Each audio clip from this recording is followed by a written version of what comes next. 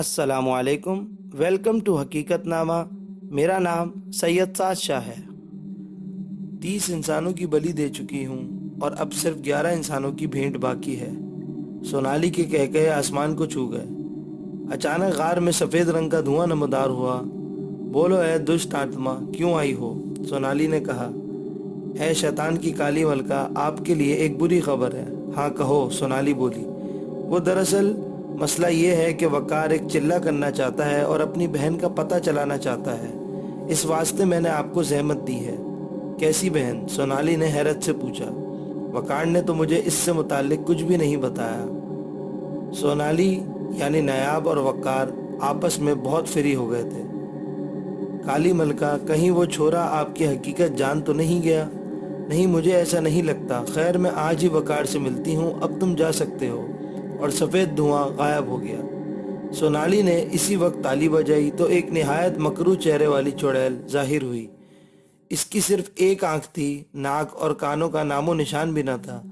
پورے جسم پر سنہرے بال اگے ہوئے تھے۔ یہ سونالی کی بہت ہی خاص طاقت تھی۔ میزار چڑیل، فوراً ایک انسان کا بندوبست کرو۔ جو حکم آپ کا۔ تھوڑی ہی دیر بعد غار میں ایک نوجوان بے ہوش پڑا تھا، جو کہ کوئی اور نہیں بلوان تھا۔ وہ اسے اٹھا لائی تھی۔ ٹھیک ہے میزار چڑیل، اب تم جا سکتی ہو، اور وہ غائب ہو گئی۔ سونالی نے جلدی سے بلوان کو کالی کے قدموں میں لٹایا اور اس کی گردن پر چھری پھیر دی۔ بلوان کی چیخیں آسمان کو چھونے لگیں اور اس کا جسم تڑپنے لگا۔ کچھ ہی دیر میں غار میں اندھیرا چھا گیا، اتنا اندھیرا کہ ہاتھ کو ہاتھ دکھائی نہ دے رہا تھا۔ صرف کالی کی آنکھوں سے روشنی پھوٹ رہی تھی، جس کی لو میں سونالی بولان کا گوشت کھا رہی تھی۔ اور کچھ ہی دیر میں وہاں پر ایک ڈھانچے میں اضافہ ہو چکا تھا۔ ایک نہایت ہی مکروہ آواز سنائی دی۔ ہم نے تیری بلی قبول کر لی ہے۔ اے داسی، بول، کیا چاہتی ہے تو؟ گرو جی، میں یہ جاننا چاہتی ہوں کہ وقار کس سلسلے میں چلہ کرنے والا ہے۔ یہ ہم نہیں بتا سکتے اور سب کچھ پہلے جیسا ہوگا۔ اور سونالی اپنی پہلی ناکامی پر غصے میں چیزیں توڑنے لگی۔ رات نے اپنی کالی چادر ہر طرف پھیلا دی تھی۔ ہر طرف خوفناک سناٹا طاری تھا۔ دسمبر کا مہینہ تھا۔ لوگ اپنے گھروں میں لحافوں میں خواب خرگوش کے مزے لے رہے تھے۔ ایسے ماحول میں الو کی منحوس آواز خاموشی کے گہرے سمندر میں کنکر ڈال دیتی تھی۔ ایسے پراسرار ماحول میں وقار اپنے کمرے سے باہر نکلا اور اس کے بعد گھر سے بھی باہر نکل گیا۔ اس نے سردی سے بچنے کا مکمل انتظام کیا ہوا تھا، مگر یہ سچ ہے کہ اللہ رب العزت کے حکم کے آگے ہماری تمام تدابیر ناکام ہو جاتی ہیں۔ وہ قبرستان کے گیٹ تک آ گیا۔ گورکن گہری نیند میں تھا۔ اس نے ایک قدم بڑھایا تھا کہ اچانک ایک الو آ کر عجیب سی آواز میں چیخا تو بے ساختہ اس کی ٹانگیں کانپنے لگی۔ اگرچہ وہ ایک بہادر انسان تھا، لیکن یہ ایک ایسا مرحلہ تھا جس میں بڑوں بڑوں کے رونگٹے کھڑے ہو جائیں۔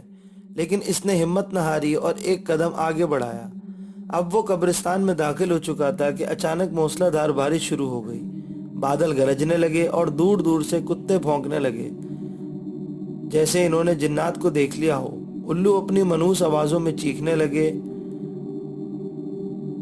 اور وقار کا پورا وجود بارش کی وجہ سے بھیگ چکا تھا۔ ہر طرف کیچڑ بن گئی تھی۔ اس نے ایک قدم آگے بڑھایا تو اسے 2 کتے اپنی طرف آتے ہوئے دکھائی دیے۔ وہ مکمل طور پر لرز اٹھا۔ کوئی درخت بھی قریب نہ تھا، اوپر سے ہر طرف کیچڑ بن چکا تھا۔ کتے اس کے قریب آنے ہی والے تھے۔ دونوں کتے ہی خونخوار لگتے تھے۔ اسے اپنی موت صاف نظر آ رہی تھی۔ یہ تو وہ جانتا تھا کہ ہر کسی کو ایک روز مرنا ہی ہے اور اسے بھی اس دنیا سے رخصت ہونا ہے، لیکن اتنی دردناک موت جس میں اتنی اذیت پوشیدہ ہے، اس کا گمان نہیں تھا اسے۔ جب انسان مکمل طور پر بے اختیار ہو جاتا ہے، کچھ نہیں کر سکتا، بے بس ہو جاتا ہے، زندگی اور موت کی کشمکش میں ہوتا ہے، تبھی اس کو اپنا خدا یاد آتا ہے۔ اس کے ساتھ بھی ایسا ہی ہوا تھا۔ اسے خدا یاد آ گیا۔ اس نے آیت الکرسی پڑھ کر کتوں کی طرف پھونک ماری تو دونوں کتے غائب ہو گئے۔ بارش اب برف باری میں تبدیل ہو گئی تھی۔ وہ گرتا پڑتا تڑپتا ہوا جیسے ہی گھر میں داخل ہوا تو اس کو کچھ تھکن محسوس ہوئی تھی۔ وہ اپنے کمرے میں چلا گیا اور کپڑے تبدیل کرنے لگا۔ ساتھ بھی ایسا ہی ہوا تھا۔ اسے خدا یاد آ گیا، اس نے آیت الکرسی پڑھ کر کتوں کی طرف پھونک ماری تو دونوں کتے غائب ہو گئے۔ بارش اب برف باری میں تبدیل ہو گئی تھی۔ وہ گرتا پڑتا تڑپتا ہوا جیسے ہی گھر میں داخل ہوا تو اس کو کچھ تھکن محسوس ہوئی تھی۔ وہ اپنے کمرے میں چلا گیا اور کپڑے تبدیل کرنے لگا۔ ماما، ناشتے کی ٹیبل پر اس نے مسز عظمت کو پکارا۔ بولو وقار، میں سن رہی ہوں، مسز عظمت بولی۔ ماما، کل رات کو بہت برف باری ہوئی، کیا آپ نے دیکھا تھا؟ وقار بولا۔ بیٹا، تم نے کوئی خواب دیکھا ہوگا، کل پوری رات جاگتی رہی، برف تو کیا بارش کی ایک بوند بھی نہ برسی تھی۔ کیا؟ اسے اپنی سماعت پر یقین نہ آیا۔ رات کا واقعہ یاد آیا تو اس کے رونگٹے کھڑے ہو گئے۔ اسے اپنی بہادری پر رشک ہونے لگا۔ لیکن ایسا کیسے ہو سکتا ہے؟ دماغ اور دل کے درمیان ایک جنگ جاری تھی۔ اس کے ساتھ شب میں جو حیرت انگیز، خوفناک اور دہشت انگیز واقعات بیتے تھے، کیا وہ خواب تھے؟ لیکن نہیں، اس نے رات کو خود سب محسوس کیا تھا۔ سب سے اہم بات، اس نے روم میں شب میں بھیگنے والا لباس بھی پہن رکھا تھا۔ لیکن اس کی ماما کہہ رہی تھی کہ رات کو بارش بھی نہیں ہوئی۔ بیٹا کن خیالات میں گم ہو گئے؟ مسز عظمت نے اس کو خیالات کی دنیا میں گم دیکھا تو چپ نہ رہ سکی۔ کہیں نہیں، وہ چونکا تھا۔ ناشتہ کرو بیٹا، تم نے ابھی تک کچھ بھی نہیں کھایا، مسز عظمت بولی۔ ماما، مجھے بھوک نہیں ہے، وہ بے دلی سے بولا اور پھر گھر سے نکل گیا۔ تم کس سلسلے میں چلہ کرنا چاہتے تھے؟ نایاب نے اس سے ملتے ہی پہلا سوال کیا۔ وہ دراصل میں ایک پری کو اپنے قابو میں کرنا چاہتا تھا، وقار نے بہانہ گھڑا۔ اوکے، نایاب نے اطمینان کا سانس لیا۔ وہ سمجھی تھی کہ وقار اس کی حقیقت سے واقف ہو گیا ہے۔ کیا ہوا؟ وقار بولا۔ کچھ نہیں، نایاب بولی۔ جب سے ہم ملے ہیں نایاب، تم نے اپنا ماضی نہیں بتایا، یہ نہیں بتایا کہ تم پہلے کیا کرتی تھی۔ کچھ نہیں، نایاب غیر دماغی انداز میں بولی۔ تم کوئی چڑیل یا جادوگرنی تو نہیں؟ وقار نے مذاق کیا اور نایاب کے چہرے پر ایک سایہ سا لہرا گیا۔ تمہارا چہرہ تو ایسے مان پڑ گیا جیسے تم سچ میں جادوگرنی ہو، وقار بدستور مذاق میں بولا تو دونوں ہنسنے لگے۔ ایک بات بتاؤں؟ وقار بولا۔ فرمائیے، نایاب بہت ادب سے بولی۔ تمہیں پتہ ہے کہ تمہارے گال پر یہ تل مجھے کس کی یاد دلاتا ہے؟ کس کی؟ نایاب نے پوچھا۔ میری بہن نازی کی، وقار نم لہجے میں بولا۔ کیا وہ مر گئی؟ نایاب افسردہ لہجے میں بولی۔ نہیں، معلوم نہیں، وقار بولا۔ کیا مطلب؟ نایاب نے الجھے ہوئے لہجے میں کہا۔ کچھ نہیں، وہ کھو گئی تھی اور پھر نہیں ملی۔ تم لوگ اخباروں میں اس کی تصویر دیتے، شاید مل جاتی۔ تم کیا سمجھتی ہو کہ ہم ہاتھ پر ہاتھ رکھے بیٹھے ہوئے تھے؟ ہم نے بہت کوشش کی لیکن وہ نہ مل سکی، وقار نے افسردہ لہجے میں کہا۔ یار چھوڑو، باہر چلتے ہیں، نایاب بولی۔ میرا موڈ نہیں ہے، وقار ناگواری سے بولا۔ لیکن میں جان چکی ہوں کہ تمہاری نظر میں میری کوئی اہمیت نہیں ہے، اس لیے میں جا رہی ہوں۔ اور اس طرح ان کے دلوں میں نفرت نے پہلی انگڑائی لی۔ لیکن میں جان چکی ہوں کہ تمہاری نظر میں میری کوئی اہمیت نہیں ہے، اس لیے میں جا رہی ہوں۔ اور اس طرح ان کے دلوں میں نفرت نے پہلی انگڑائی لی۔ دوستوں، اگر ابھی تک آپ نے ہمارا چینل سبسکرائب نہیں کیا تو نیچے موجود بیل آئیکن کو پریس کر دیں۔ امام صاحب بہت ہی میٹھے اور پیارے انداز میں قرآن پاک کی تلاوت کر رہے تھے اور ساتھ ساتھ ترجمہ بھی، ہر کوئی ان کی میٹھی آواز کے سیر میں کھویا ہوا تھا۔ وہ آخری آیت پڑھنے کے بعد اس کا ترجمہ کر رہے تھے۔ ہم نے شیطانوں کو انہی کا رفیق بنایا جو ایمان نہیں رکھتے، اور جب کوئی بے حیائی کا کام کرتے ہیں تو کہتے ہیں کہ ہم نے اپنے بزرگوں کو اس طرح ہی کرتے ہوئے دیکھا ہے۔ اللہ نے ہی ہم کو یہ حکم دیا ہے۔ کہہ دو کہ اللہ بے حیائی کا کام کرنے کا حکم نہیں دیتا۔ بھلا تم اللہ کی نسبت ایسی بات کیوں کرتے ہو جس کا تمہیں علم نہیں؟ اور امام صاحب نے قرآن بند کر دیا۔ سبھی لوگ اٹھ کر جانے لگے، لیکن ان کا بیٹا ثاقب ان کے پاس ہی بیٹھا رہا، اور وہ ایسے ہی گھر جا کر کیا کرتے۔ ثاقب کی والدہ عائشہ خاتون کا 2 برس پہلے انتقال ہو گیا تھا، اور ثاقب اور اس کے والد کا زیادہ تر قیام مسجد میں ہی رہتا تھا۔ وقار نے امام صاحب سے ہی قرآن پاک کی تعلیم حاصل کی، ان سے ہی عملیات سیکھے۔ وہ وقار کے استاد محترم تھے، آج وہ ان کے پاس ہی بیٹھا ہوا تھا۔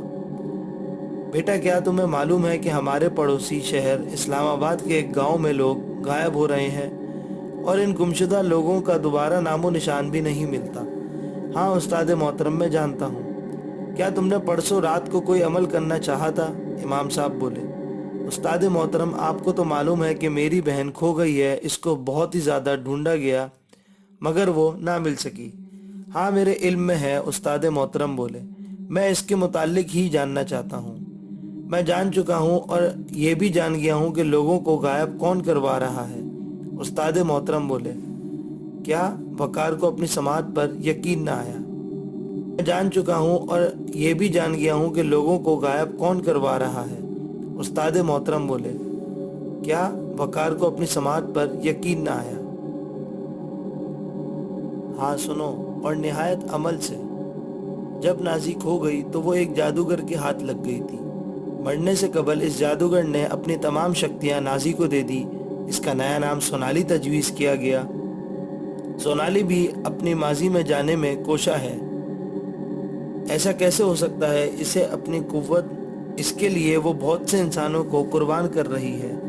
اس کا آخری ہدف تم ہو کیونکہ تم چاند کی 14ویں کو پیدا ہوئے ہو۔ میں نے 3 سالوں میں معلومات حاصل کی ہیں۔ کیا الفاظ تھے یا ایٹم بم؟ اس کو زمین و آسمان ہلتے ہو سماعت پر یقین نہیں آ رہا تھا۔ اس کی زندگی کا مقصد باطل کے پرستاروں کو ختم کرنا تھا، اور اب وہ کیا کرے گا کیونکہ اس کی بہن ہی باطل کی پرستار تھی۔ کیا وہ اس کو ختم کر پائے گا؟ اگر نہیں کرے گا تو اس زمین میں اس سے بزدل اور ظالم آدمی کوئی بھی نہ ہوگا۔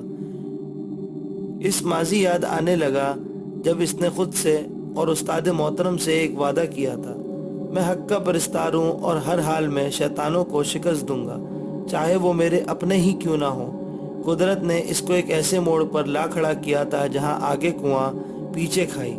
اسے کچھ بھی سمجھ نہیں آ رہا تھا کہ وہ کیا کرے، کیونکہ اس نے برسوں اپنی بہن کا انتظار کیا تھا، لیکن اب باطل کا خاتمہ اس کی زندگی کا مقصد بن چکا تھا۔ بیٹا تم کیا سونالی کا خاتمہ کرو گے؟ بابا جی بولے۔ ہاں استاد محترم، میں اس کا خاتمہ ہر حال میں کروں گا، وہ پرعزم لہجے میں بولا۔ تو پھر ٹھیک ہے، یہاں سے مشرق کی طرف کالے پہاڑوں میں ایک غار ہے جہاں سونالی کا قیام ہے۔ تم فوراً سے پہلے اس کا خاتمہ کرو تاکہ اس کرۂ ارض میں ایک ناسور کا خاتمہ ہو۔ ٹھیک ہے بابا جی، وقار بولا۔ خاتمہ کرو تاکہ اس کرۂ ارض میں ایک ناسور کا خاتمہ ہو۔ ٹھیک ہے بابا جی، وقار بولا۔ وہ کالے پہاڑوں کے پاس پہنچ چکا تھا۔ اس کو غار دکھائی دی گئی۔ وہ اندر داخل ہوا تو اندر نایاب یا سونالی بیٹھی ہوئی تھی۔ غار میں ایک طرف انسانی ہڈیوں کا ڈھیر لگا ہوا تھا، تاہم سونالی کا چہرہ ویسا ہی تھا، ایک طرف کالی کا بت نصب تھا۔ وقار تم یہاں؟ سونالی بولی۔ ہاں، میں تمہیں حیرت کیوں ہو رہی ہے؟ تم اپنا ماضی جاننا چاہتی ہو؟ ہاں، لیکن تم کیوں پوچھ رہے ہو؟ اس لیے کہ میں جان گیا ہوں اور وقار نے اسے سب کچھ بتا دیا۔ کیا تم میرے بھائی ہو؟ وہ اس کے قریب ہوئی۔ پیچھے ہٹ جاؤ، تم میری بہن نہیں ہو، کیونکہ تم نے لاتعداد معصوم انسانوں کا خون پیا ہے اور میں تم کو مارنے کے لیے یہاں آیا ہوں۔ ٹھیک ہے، تم یہی چاہتے ہو کہ میں مر جاؤں تو میں مر جاؤں گی۔ اور سونالی نے چھری اٹھا کر اپنی نفس کاٹ لی اور نیچے گر کر تڑپنے لگی۔ وقار میرے بھائی، گڈ بائے، وہ مسکراتے ہوئے بولی، اور پھر اس کی روح نے اس کے جسم کو چھوڑ دیا اور وقار بے ساختہ رونے لگا۔